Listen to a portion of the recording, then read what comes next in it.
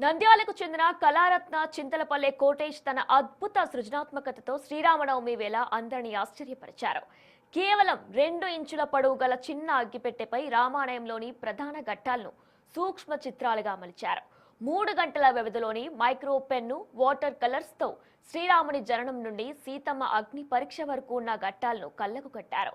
పితృవాక్య పరిపాలకుడైన రాముడిపై గల భక్తితో ఈ చిత్రాన్ని గీసినట్లు ఆయన తెలిపారు.